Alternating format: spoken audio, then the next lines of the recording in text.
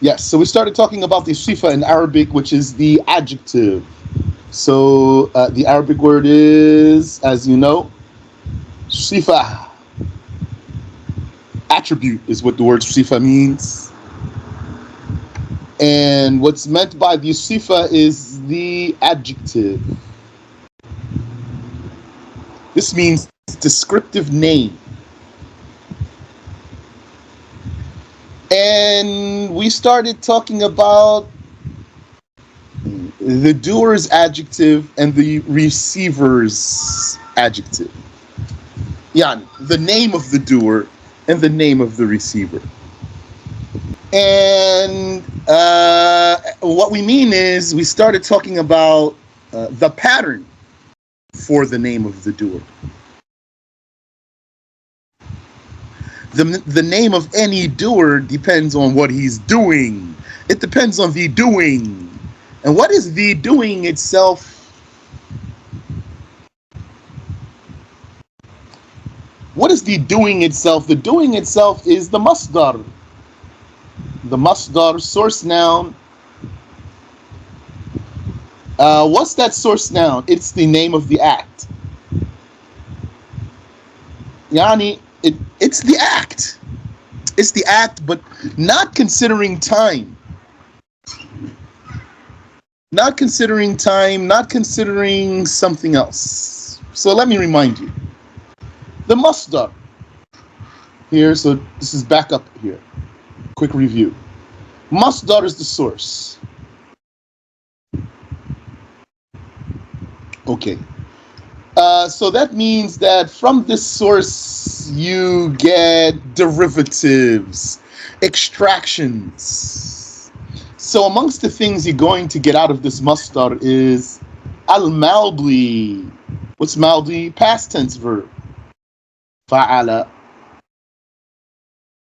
And you're going to get the mudari',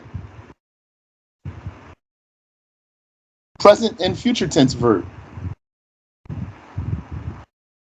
And you're going to get the al-amr, the command.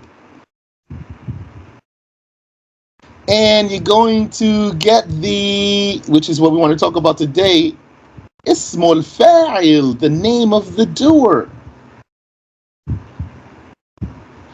And from there you're going to also get ismul maf'ul, the name of the receiver. And also from the source you're going to get ismul tafdil, which we didn't talk about.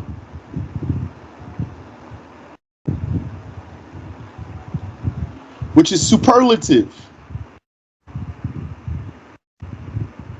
And from here you're also going to get ism ala, the name of the tool. Also from here you're going to get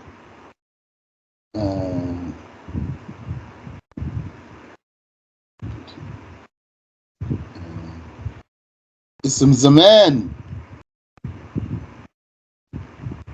or ism makan, the name of the time or the name of the place. Those are going to be the same.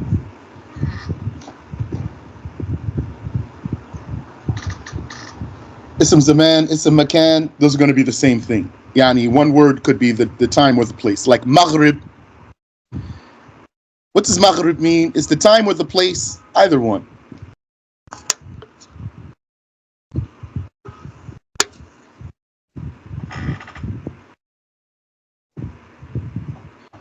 Okay, so, and other things too. There are still more things to derive from the source noun. And our topic today, and probably for a session or two more, is these two. Ismul maf'ul, ismul fa'il wa ismul maf'ul. Name of the receiver. I before E, except after C. Name of the receiver and name of the doer.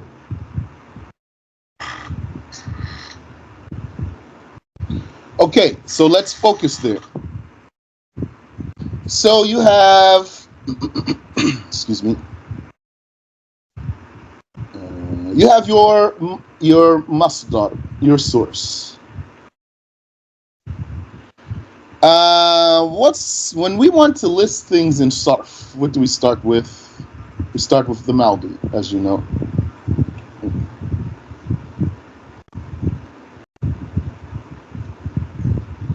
Then we go to Mudari.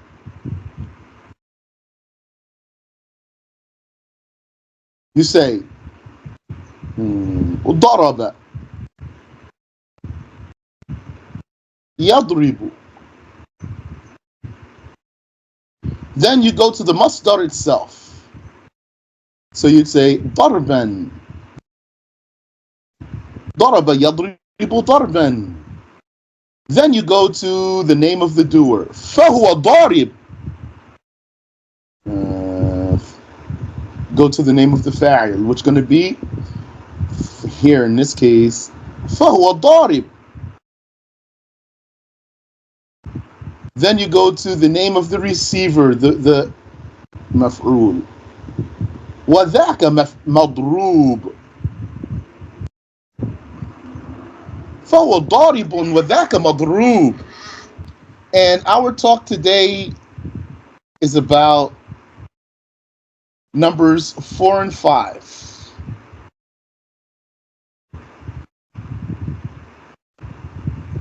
The name of the doer and the name of the receiver.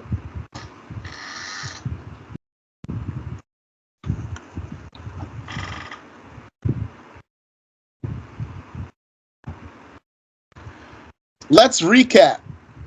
How do you arrive at the name of the doer or the name of the receiver?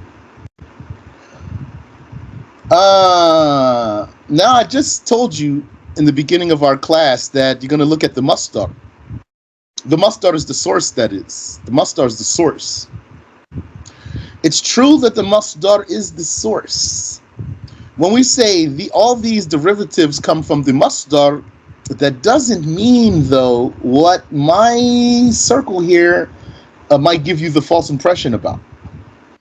Which is that doesn't mean that each one of those derivatives comes directly from the source with no intermediary. Each one is pulled directly from the source. No. Rather, some of them come out of others. So, really, everything comes from the masdar. That's true. First thing that comes from the masdar is going to be the maldi. Maldi.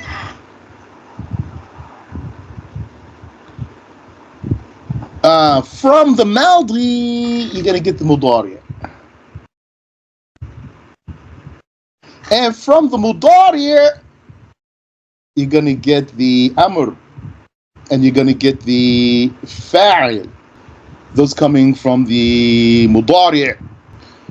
Let's see if I'm jumping around too much here. I'm going off the top of my head here.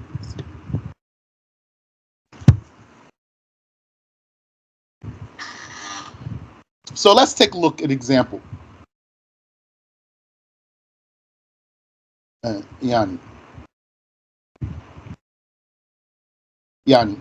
We want to get to the fa'il and the maf'ul. How do we get to the fa'il and the maf'ul? We got to go through the mudari' to get to it. The mudari' that goes back to the maldi also. Let's then look at the maldi. So, let's stick with daraba for now. So here's the maldi. Daraba. 3 letters. Thulathi. Mujarrad. This is thulathi mujarrad. So this rule, the rule for ism fa'il and ism maf'ul, depends on whether you're dealing with thulathi mujarrad or not. Whether you're dealing with thulathi mujarrad or not.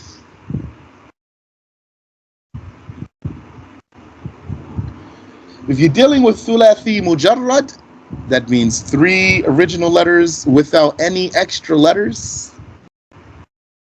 Then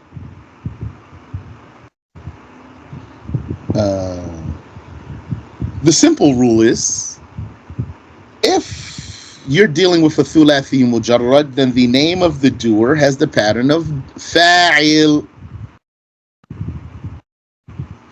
and the name of the receiver has the pattern of maf'ul, and therefore you'd say darib and madrub.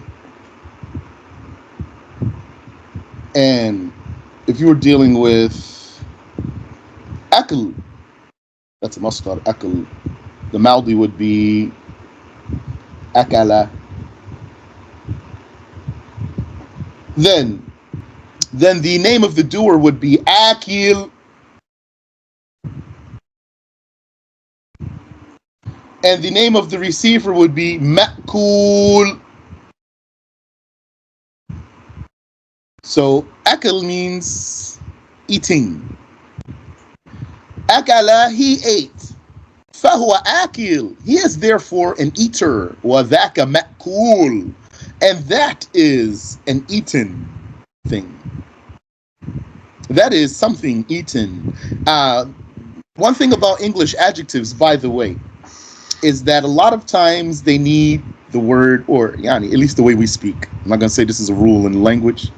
I didn't research it, but the way people speak, the English adjective often needs the word one with it, or we use it with the word one for clarity, that is. Or someone, or the one who.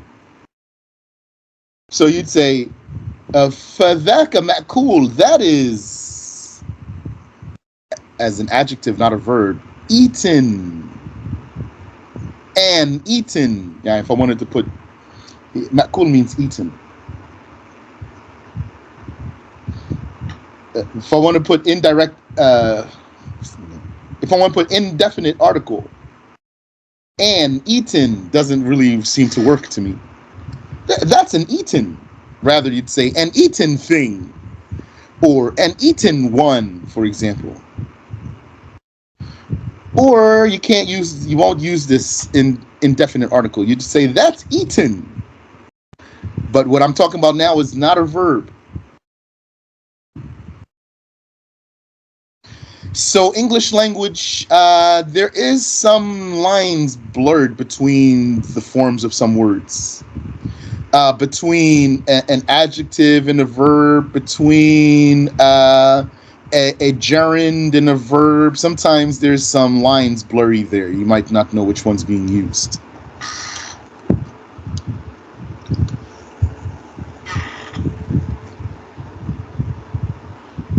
Not to mention also, this example I just gave you of akala ya'kulu, that's ghayru salim, unsound.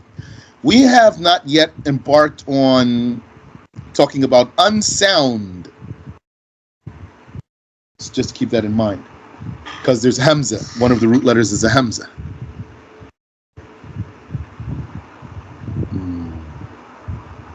And so, yani, if we want to complete the pattern here. So if it were sami'a, then the doer is called sami', hearer. And the receiver is called masmu', heard.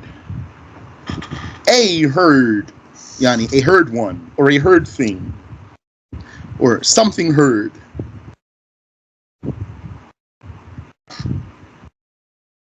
And etc. You get the picture. We saw in the text that we're studying, he gave us the example of nasara. So the doer is called nasir, supporter, and the receiver is called mansur, supported, yani supported one.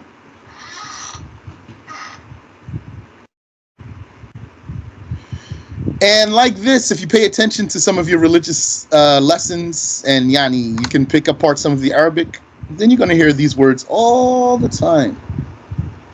Like the manqul, al-manqul, what is logged or documented. The mansus, well, pattern maf'ul. What you say, for example, kataba. So what do you call someone who writes? It's called katib. What do you call what's written? Maktub. Yep.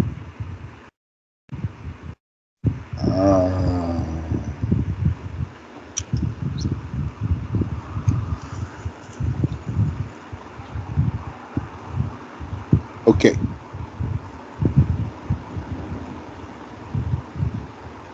So all of this, yani, this consistency in these patterns here is because we're dealing with thulathi mujarrad.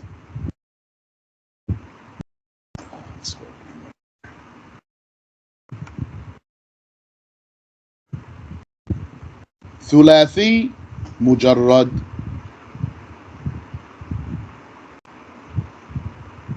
Bare triliteral verb. Is there any questions so far?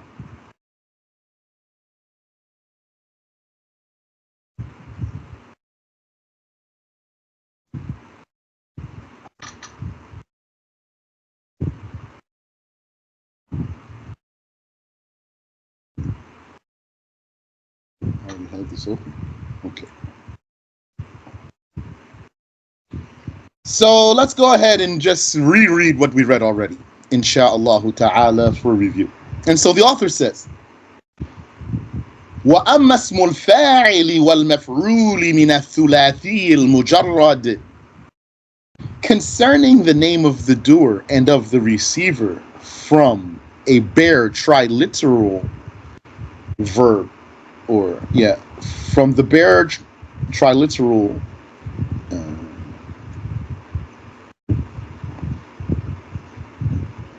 verb. فالأكثر أن يجيء اسم الفاعل منه على وزن فاعل.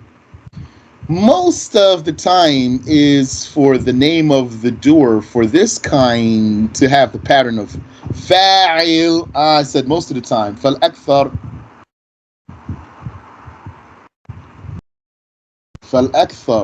most of the time it comes this way. So then, if this is true statement, means there must be exception to this. Yes.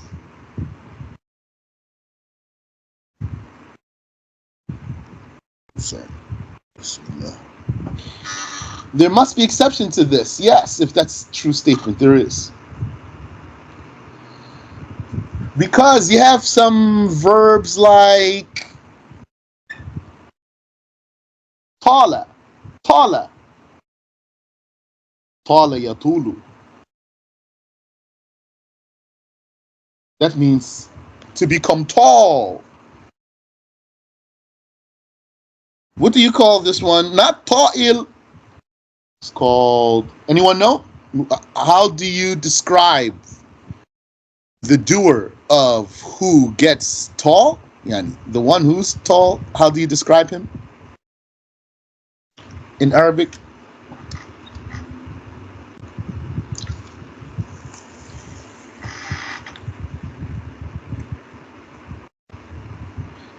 He's called Tawil.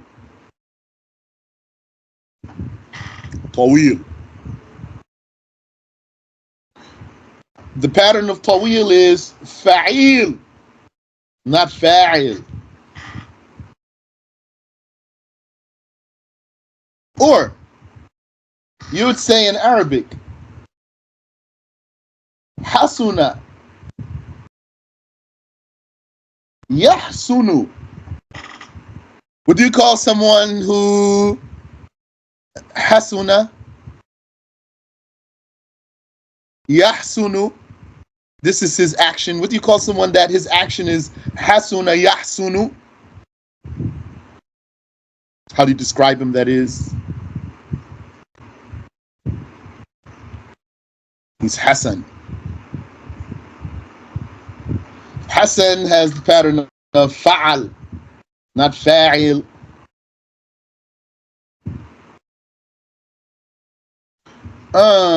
Okay. So then, how do we know? So first of all, your qiyas, when you resort to qiyas, yani, consistent rule, and you don't make the exception to the rule, when you keep the exception to the rule as an exception and you focus on the rule, then you're going to say fa'il for something. That's thulathi mujarrad.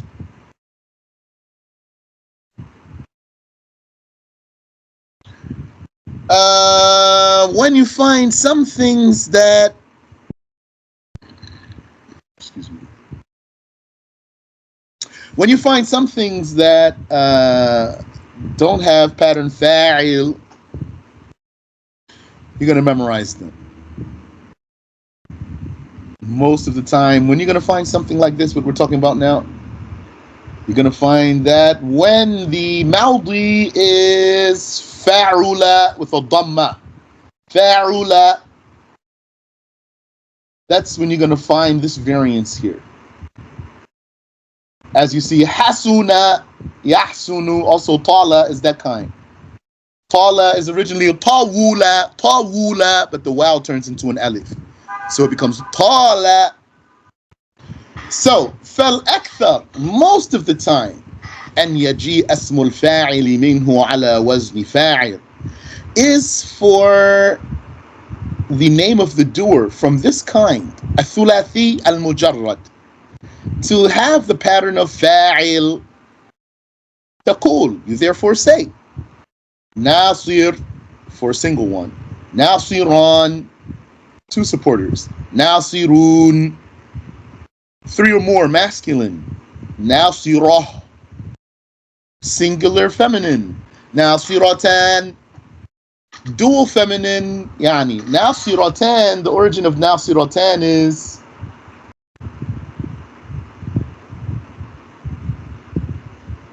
Nasirah with a ta' marbuta. And then you're going to add the alif and the noon for plurality. When you do that, this ta' marbuta is going to open up. It's not going to stay tied, so it becomes now siratan.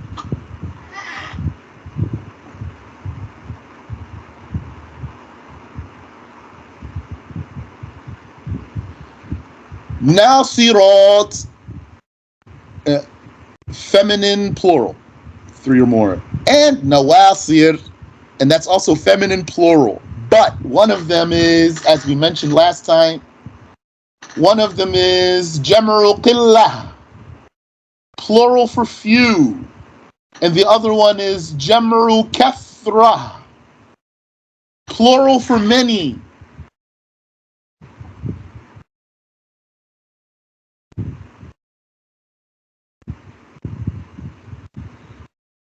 If you have any question, feel free, please.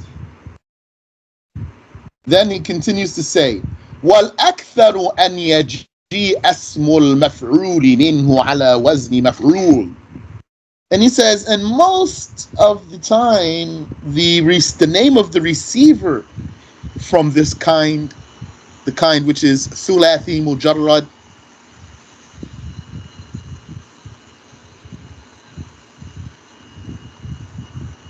has the pattern of maf'ul, but now I'm not recalling any exception to the rule here. And he says most of the time. For maf'ul, the maf'ul from thulathi mujarrad, not having the pattern of maf'ul itself, it doesn't register for me something.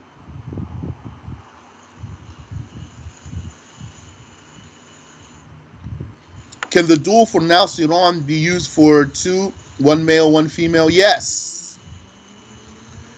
The taghlib, by making the masculine dominant. So nasiran could be a male and a female, that's true. At least one male. There's two there, at least one of them's masculine.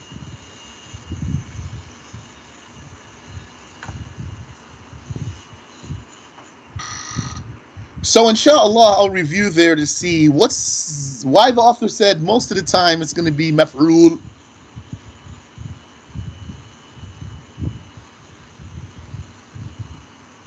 What else is going to be? Nothing comes to my mind.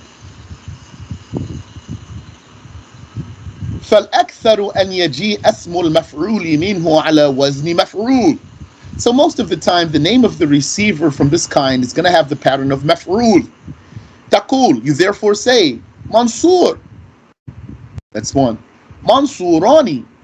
So it's clear for you. That's dual, masculine. Yani at least one male. Mansurun, plural masculine. Also at least one male, could be two females there. Mansurun. There has to be at least three, though, for it to be plural. Mansura, singular feminine. Mansuratan, dual feminine. Mansurat, and plural feminine. Wamanasir, wamanasir. And manasir also plural feminine, but what? Same difference as they say. Jam'u qillah, plural of few. Mansurat. And jam'u kathra, plural of many, manasir. Let me quickly introduce you to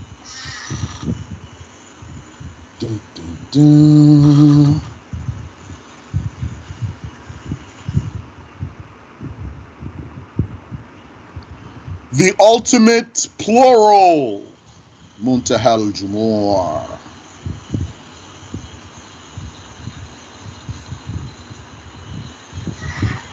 The ultimate plural. So those are the plurals. They have pattern like fawa'il or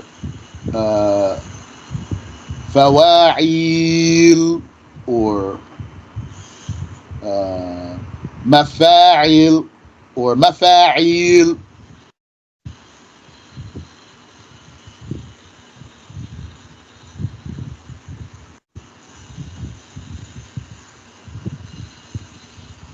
Or others, also other patterns like this, but has this sound to it. That's the ultimate plural.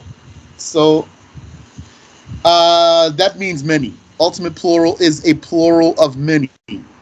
Inshallah, we'll come back to it another time. Any questions so far?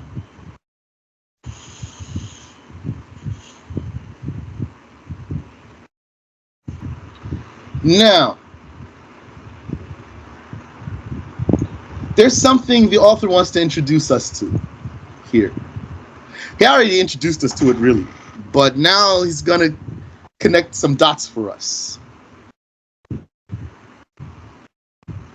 First, I'll read. He says, what taqul? You also say, for ism maf'ul, mamrurun bih, passed by, passed by. Mamrurun bihima, passed by, but it's dual. Mamrurun bihim, passed by, but plural, masculine. Mamrurun biha, passed by, but it's feminine, singular. Mamrurun bihima, mamrurun bihim, passed by, dual and plural for the feminine.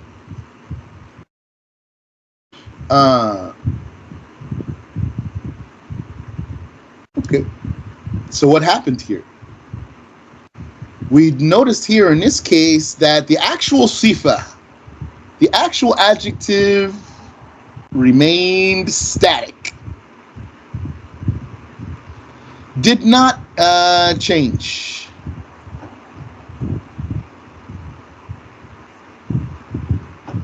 And what changed was the what they call the sila, its tail.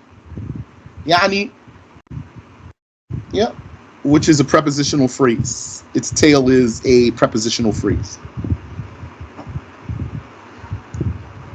Why?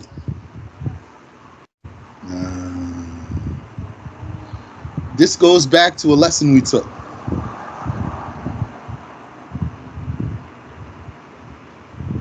Which is the lesson about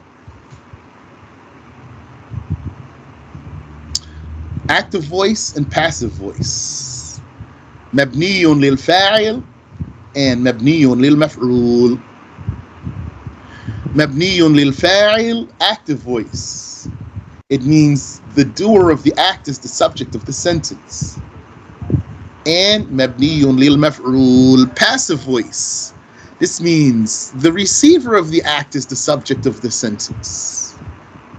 Interesting.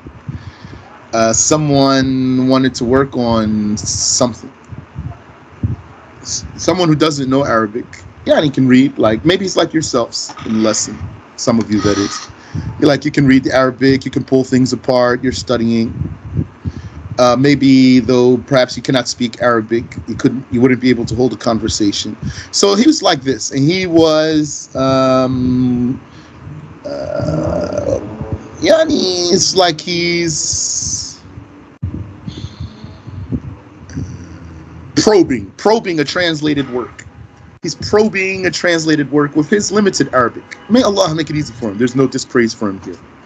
He's probing a translated work, and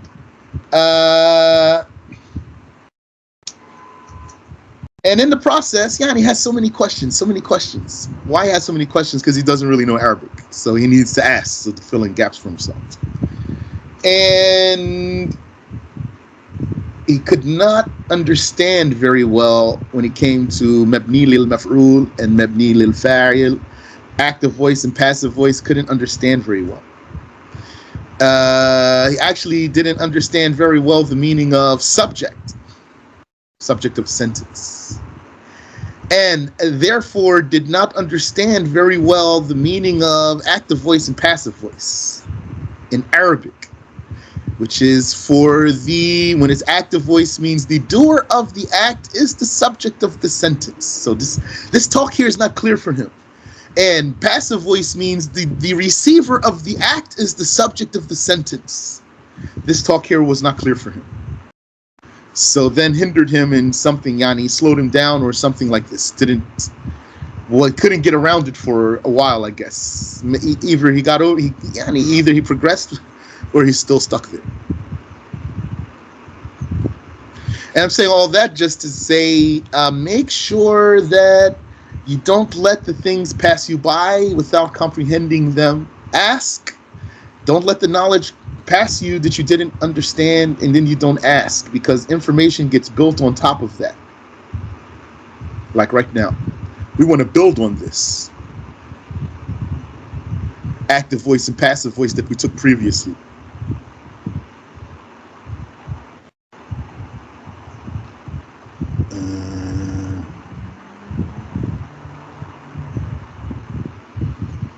So what's going on here? Let's take a look.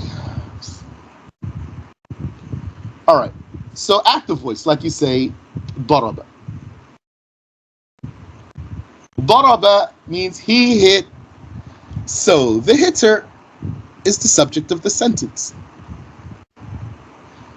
as opposed to duriba. He was hit. So the struck one is the subject of the sentence now. Daraba, he hit, the striker is the subject of the sentence. Duriba, he was hit, now the struck one is the subject of the sentence. Notice how I added the word one there. I put that for clarity. If I'm only translating in my mind, I'd say the struck is the subject of the sentence. For me, that's perfectly fine, makes sense. But I came to know that doesn't register for some people. But if you add the word one there, it becomes clear for them. The struck one is the subject of the sentence. Okay. So, then, the striker, what do you call him in Arabic? You call the striker darib.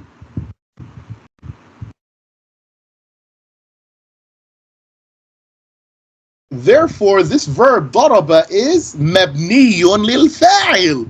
It's configured for the doer. The verb is configured for the doer. And the struck one, what do you call him? You call him madrub. So therefore, this verb, duriba, is mabniyun lil maf'ul, configured for the receiver. So look what happens here. ضرب. ضرب.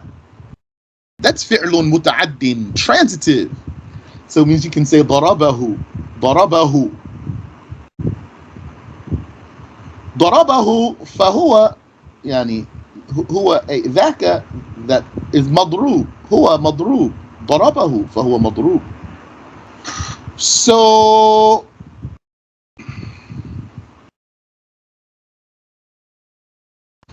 but what if a verb is intransitive? Like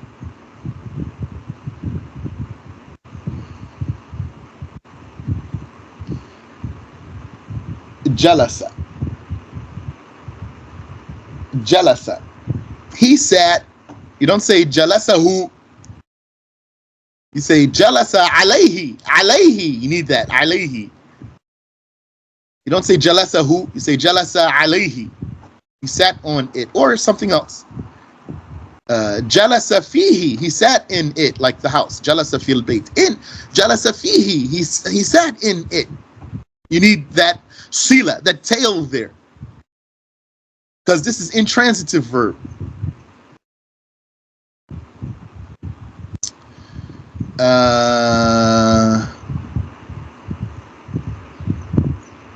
Okay.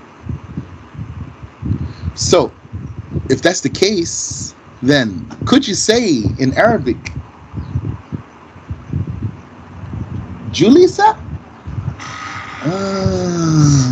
Can't say it. It doesn't work.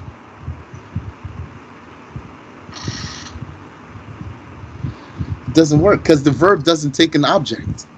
So you can't say Julisa. But you could say in Arabic, Julisa alayhi.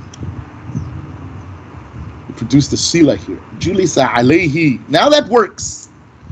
This means it was sat upon. It was sat upon. Sat upon. Likewise, marra. What does marra means? To pass. Like if you walked past someone. Mararta. You passed. Bihi. By him. You passed by him.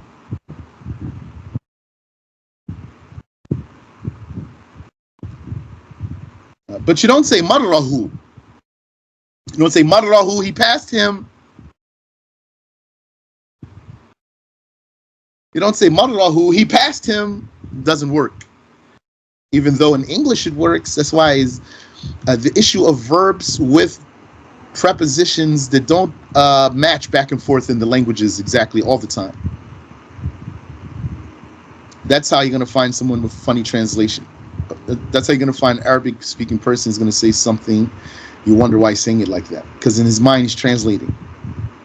In his mind, his Arabic verb needs a preposition that doesn't need to be in English, or vice versa. In his mind, his Arabic verb does not need a preposition that's needed in English. So he's going to talk to you without the preposition.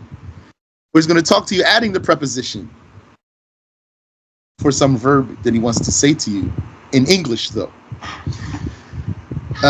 So it doesn't go back and forth matching exactly all the time. So you don't say marrahu, he passed him. You say marra bihi, he passed by him. Therefore, since you don't say marrahu, he passed him, then you don't merely say mamrur, passed. No, you don't say mamrur only. Yani, you don't say, you say mamrurun bihi, passed by. He's passed by. So if it was two of them, you'd say mamrurun bihima. They are passed by. Mamrurun bihim. They are passed by. Mamrurun biha. She is passed by. Like that. Without the adjective changing itself. Do you have any question? Why did the author repeat the words mamrurun bihima? Because one was for masculine, one was for feminine.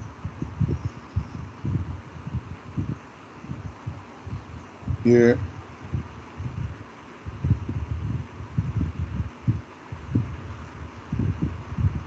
Mamrurun bihi, mamrurun bihima, mamrurun bihim. Here.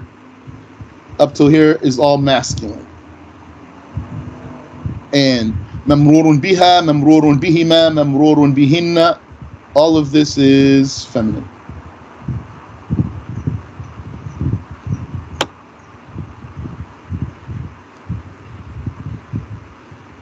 Was the author a Kufi or a Bisri?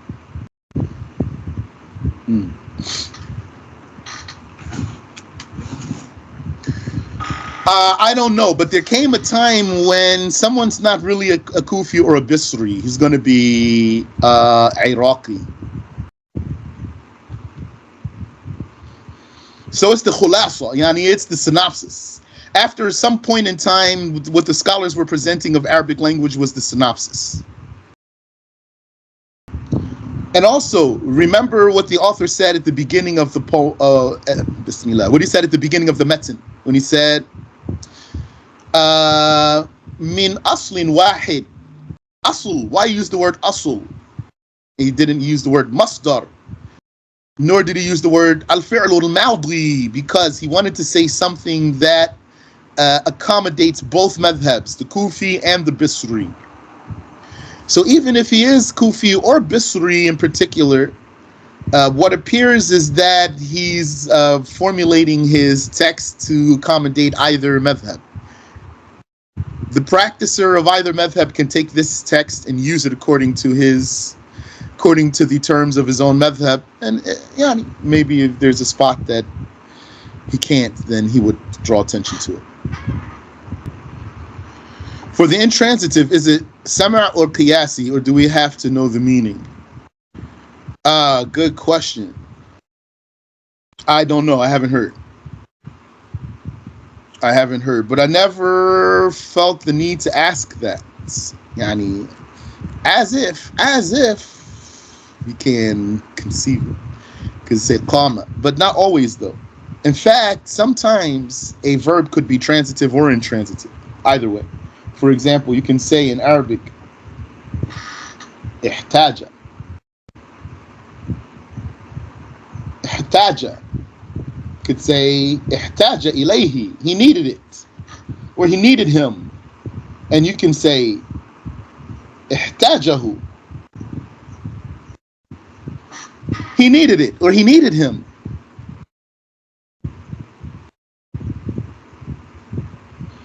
So then, if you're following the first one, then the maf'ul would be muhtajun ilayh. Dhaka muhtajun ilayhi. This thing is needed. Muhtajun ilayhi. It's needed. Or this thing is muhtaj. This thing is needed.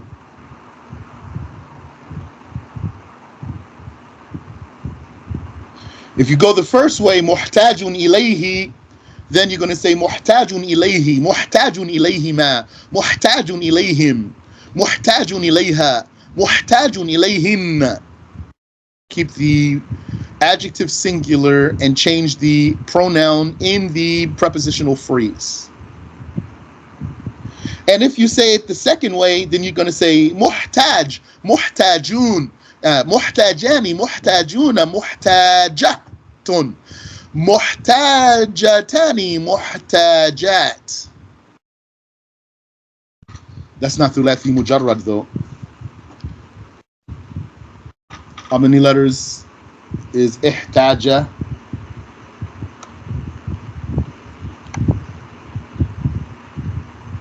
And there's an alif there too. 1, 2, 3, 4, 5. Ihtaja. What's the wazn? Ifta'ala.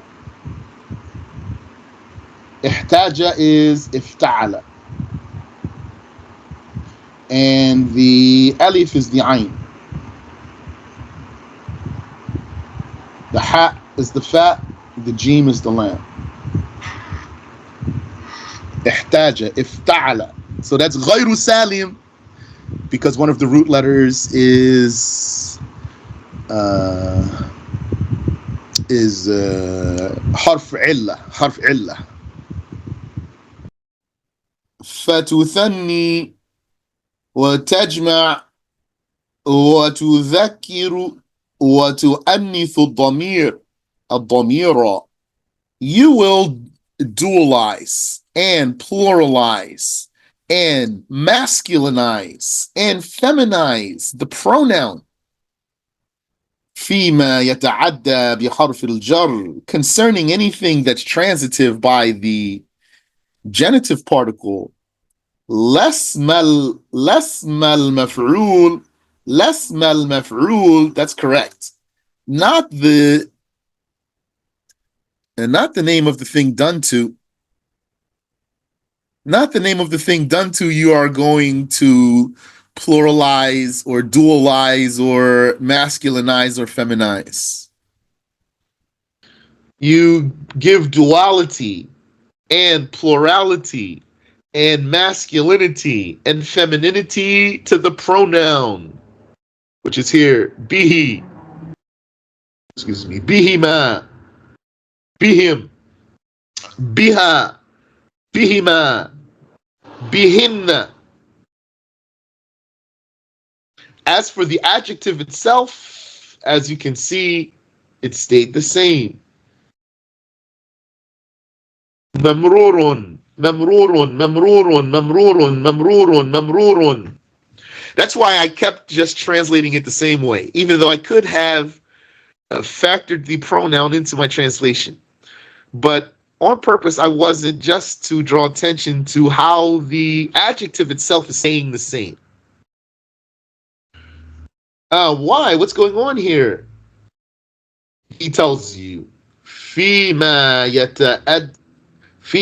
يتعدى بحرف الجر. This is what is done for something that's transitive by a prepositional particle or by a genitive particle. This is the procedure for what is transitive by a genitive particle. لسم المفعول. So, what does this talk mean here? We addressed this. So sometimes a verb is muta'addin, transitive, takes maf'ulun bihi, direct object, mubasharatan, immediately, bila wasita, without intermediary, doesn't need a circuit, doesn't need a harf jar, doesn't need a dharf. Yani the verb can independently reach a noun. When the verb can independently reach a noun and make that noun its maf'ul bihi, its direct object, then that's called muta'addin, fi'lun muta'addin, transitive verb. Here.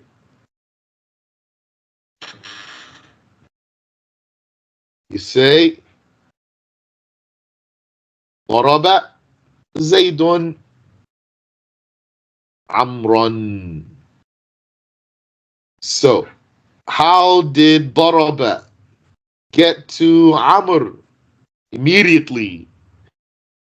Gets to Zayd and he gets to Amr immediately. Amr is the focus here, though. It's going to go to Zayd because it needs a doer. Yani goes to Zayd without need to mention that, because it needs a doer as a verb. How did he get to the receiver? Immediately, without any intermediary. But what about a verb like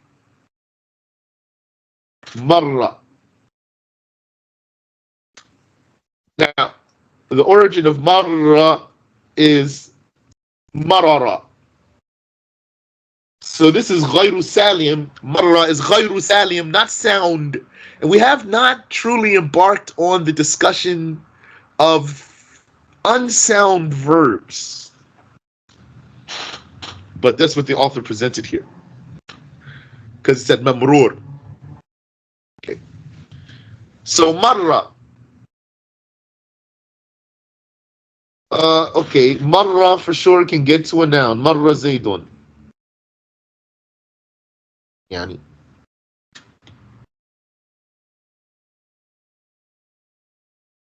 Marra zaydun. Okay.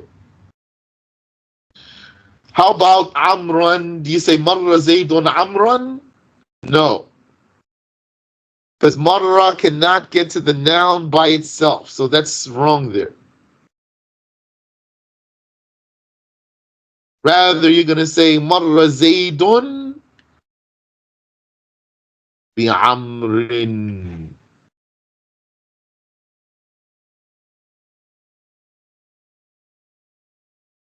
Marra Zaydun bi Amrin. Now, this verb marra can get to the noun by the particle.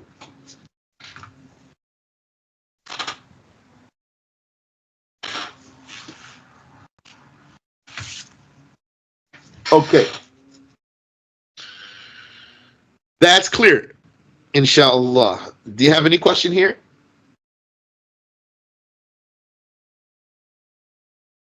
Okay. Now, you might say, okay, yeah, I remember we took that lesson. Well, we're talking about adjectives right now. So what does adjective have to do with transitive verb or intransitive verb?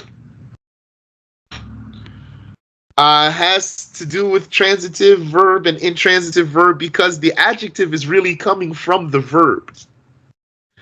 So the adjective actually has the meaning of the verb. When you say darib, striker, there is the meaning of a verb in there. It has the meaning of a verb and it has the meaning of someone.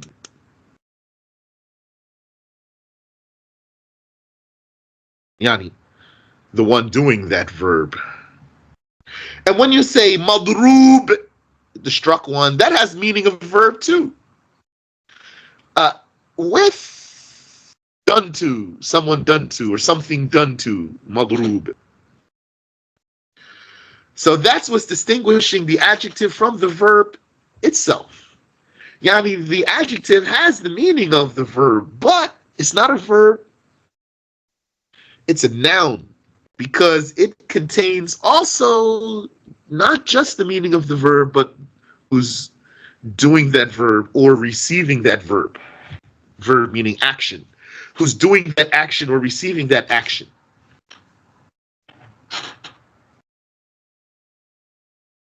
So adjective is like a verb. Now,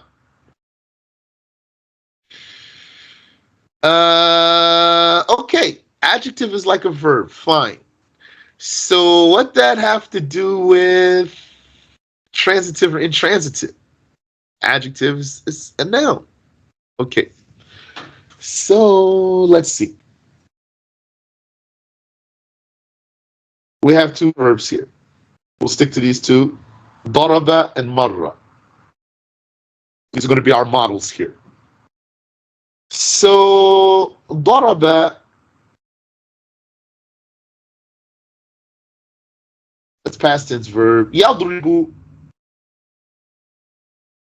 mudari' verb.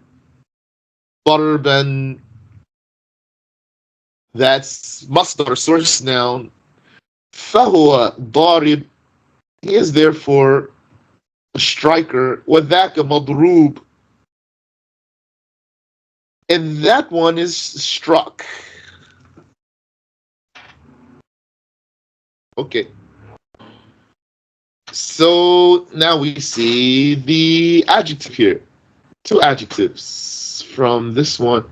From this daraba yadribu darban, darib and madrub. Okay, very fine. And let's look at marra.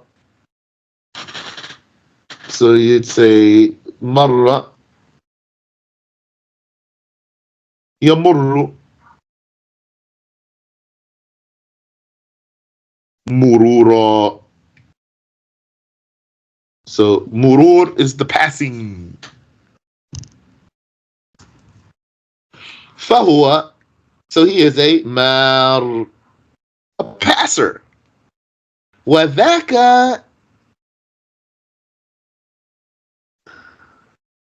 don't just say mamurur here. Say mamrurun bihi, وذاك mamrurun bihi, or bihima, or bihim, or biha, etc.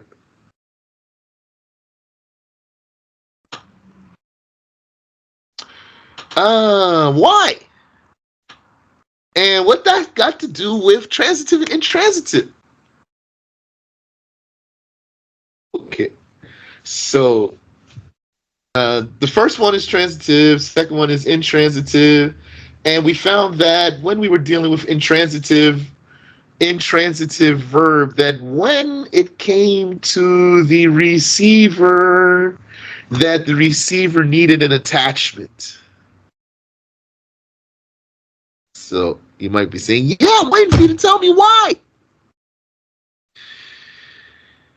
Because it's intransitive. Yani, if it's intransitive, means it cannot even have a receiver, actually.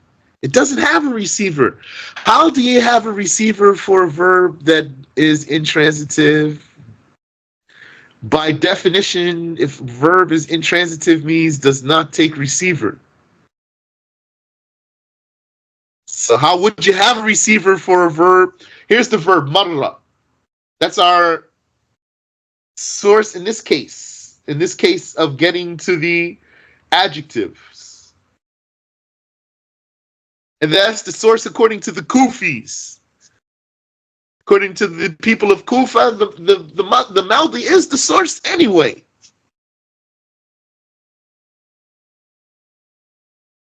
And according to the Bisris, not the Maldi is the source, the Masdar is the source. But in this case, though, these adjectives are coming from the Maldi. Yani, they're coming from the Mudari' that comes from the Maldi. But the Maldi comes from the Masdar. The Bisri is saying the Maldi itself comes from the Masdar. So, yeah, it's coming from the Maldi, but Maldi comes from Masdar. So, this past tense verb marra, it is the kind that does not take maf'ul bihi. You don't say marra zaydun amran, like we demonstrated here. You don't say marra zaydun amran. So amran, if that's what the maf'ul would be, but it can't be because the verb doesn't work that way. So then means technically does not have a maf'ul. So how are you going to say mamrur? If you can't say marra zaydun amran, then you can't say zaydun mamrur. Understand? Let me know if that's not clear for you. If you can't say marra zaydun amran, then you cannot say amrun mamrur. And then you claim that means amr is past. No. Rather, you would say marra zaydun bi amrin. You need this bat here. Because this verb cannot get to a noun by itself. So, marra zaydun bi amrin, you have to say it that way. Then when you make a maf'ul, you need to bring that particle. So you're going to say zaydun or amrun mamrurun bihi. He's mamrurun bihi. Mamrurun bih.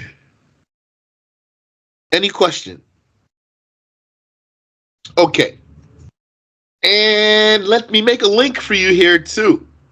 Because didn't we learn about mabni lil maf'ul, mabni lil fa'il, and mabni lil maf'ul? Did we not learn about mabniyun lil fa'il and mabniyun lil maf'ul? Yes. That's when you take the verb. So you would say ضرب يضرب. Here, mabni means, I'm translating it as configured. Configured for the doer. ضرب يضرب زيد عمرا. So how do I configure it for the receiver? Duriba. That's the Maudui. Yudrabu. Amrun. Where's Zaid here? Zaid is removed from the sentence because we just configured the verb for the receiver. Mabniyun lil maf'ul. Now the receiver is the subject of the sentence. We configured the verb in such a way that we can make the receiver the subject of the sentence. Originally, the doer of the verb is the subject of the sentence. That's by default. You have a way in Arabic to configure the verb so to eliminate the doer from the sentence and to put the receiver in the place of the doer as the subject of the sentence. Duriba amrun or yudrabu amrun. And Zayd cannot fit in this sentence because of how we reconfigured the verb. But Zayd's still really the doer, though. Yani, if this were real, Zayd would be really the doer. Yani, but we're not saying him. We're not mentioning him in the sentence for some reason or another. Maybe because we adhere to a strict code of the streets to not snitch. So it didn't say who he is. Or maybe because we don't know who he is. Or maybe because we're afraid of him. Or for another reason. Maybe because we're trying to say a rhyme. I want my words to rhyme. So the best way I could do it was to configure the verb for the receiver so I can manipulate my wordplay. Okay, so then, if Zayd in the first sentence is the subject of the sentence, then that means Zayd is the darib.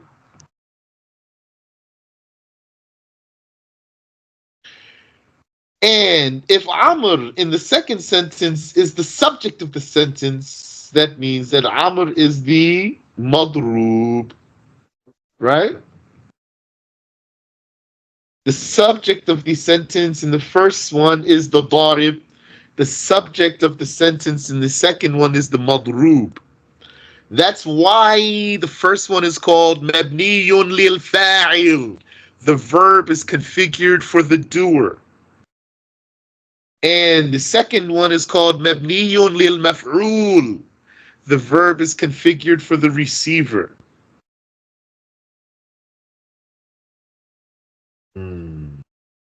So that's the link for you between all this talk here. Now we linked adjectives and verbs, and we showed the relation between, or let's say, we showed the transcendency of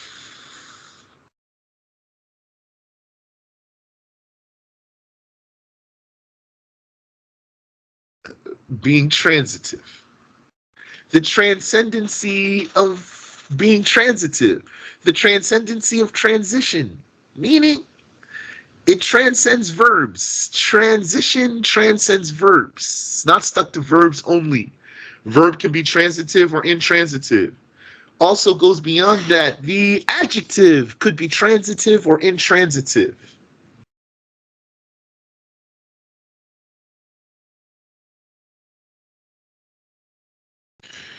These principles, if you speak another language, then I advise you to look into your language and see if you can discover these things in your language and then hone in on them.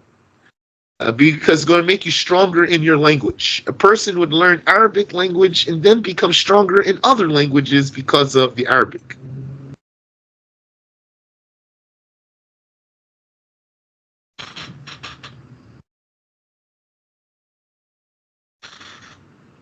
Okay. So, any questions so far?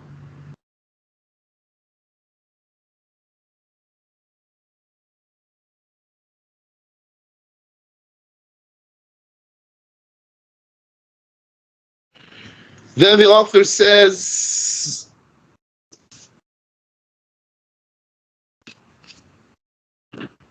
you said, in the statement, less mil maf'ul is the particle la, la nafiya lil jins, la. Particle la here is harf atuf. That's different la. La nafiya lil jins is not harf atuf.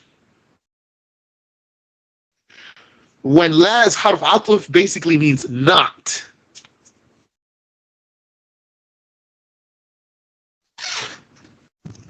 As a conjunction. This, not that. هذا لا هذا.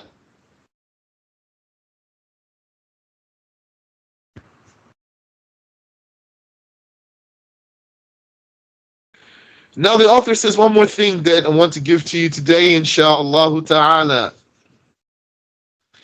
which is that he said, وَفَعِيلٌ قَدْ يَجِيءُ بِاسْمِ sorry. وَفَعِيلٌ قَدْ يَجِيءُ بِمَعْنَى الْفَاعِلِ كالرحيم بمعنى الراحم وبمعنى المفعول كالقتيل بمعنى المقتول. The pattern fa'il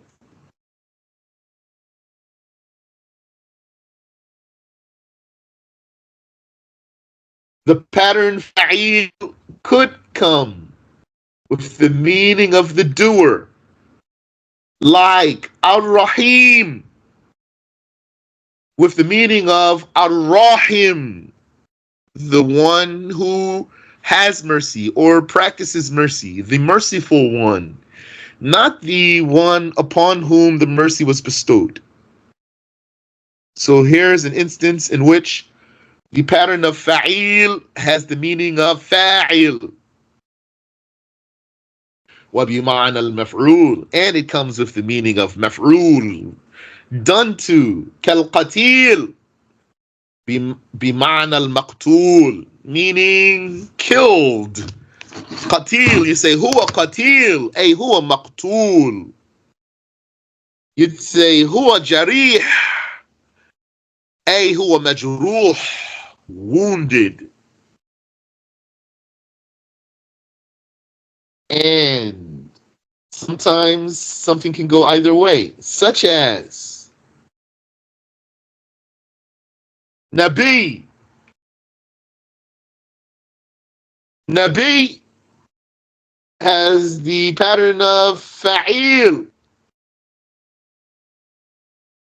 So Nabi, usually we translate that as prophet. But it's ghayru salim, not sound. So we have not embarked on talking about the unsound words yet. But here's a case, because you're familiar with it, and it's beneficial.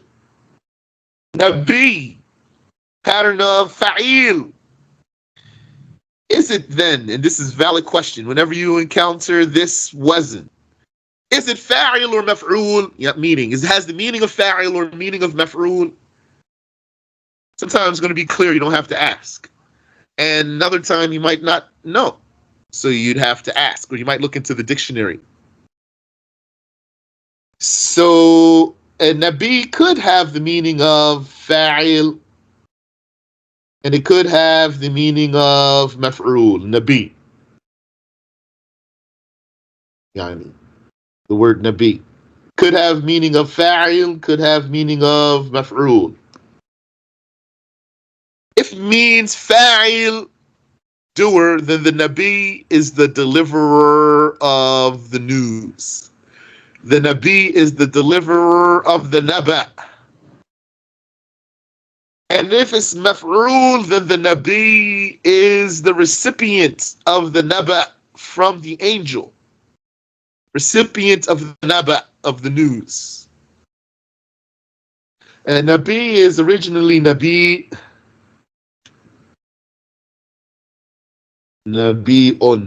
Nabi But then you can flip that hamza into a ya. Then we'll take a doubled ya. Nabi. Nah.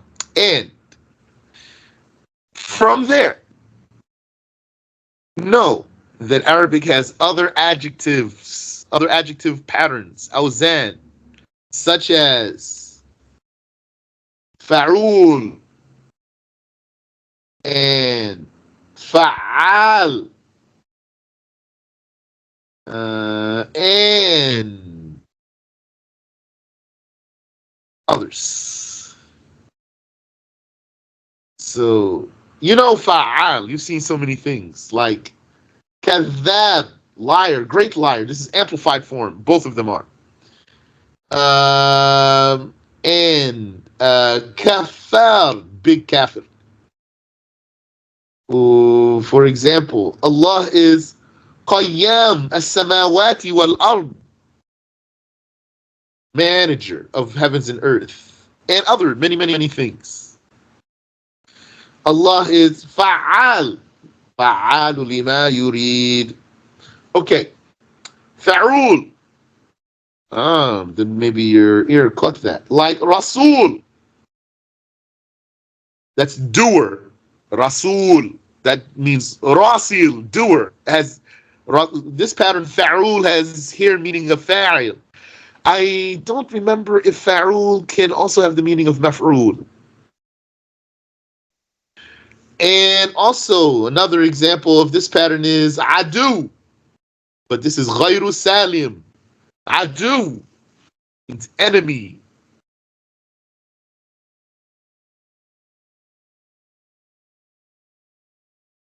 And kafur, that's mentioned in the Quran.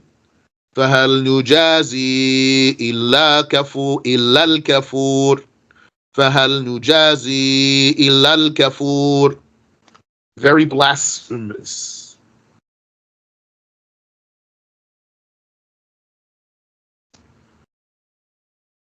And there's others. So now you have that door opened for you a little wider. So that prepares you for more intake, inshallah ta'ala. Yani just got more space for gigs. Got more gig space there. It's not used yet though. Wallahu alam. Allah knows best. Any question?